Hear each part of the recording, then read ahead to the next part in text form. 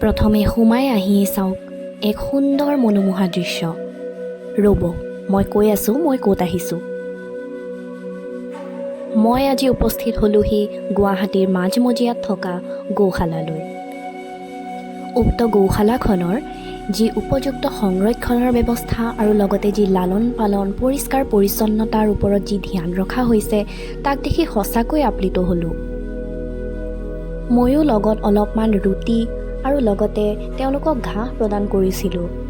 দেহি সঁচাকৈ বৰ মৰম লগা দেই। উক্ত গৌশালাখনত কমেও ৩০০ৰো অধিক গৌমাতাক ইয়াতে সুন্দৰভাৱে লালন পালন কৰা হয়। আৰু এয়া চাওকচোন, মই লগত যে ৰুটি আনিছিলোঁ, ৰুটি খুৱাই দিওঁতে কি ধুনীয়াকৈ খাইছে। আজিৰ দিনটো গৌমাতাৰ লগত মোক কটাবলৈ পাই সঁচাকৈ বৰ মনটো ভাল লাগিল দেই।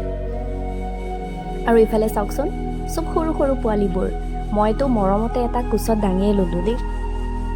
আৰু লগতে উক্ত গৌশালাখনত ৰাধা কৃষ্ণৰ মন্দিৰ, হনুমান মন্দিৰ আৰু গণেশ বাবাৰ মন্দিৰো আছিলে। খুব সুন্দৰ।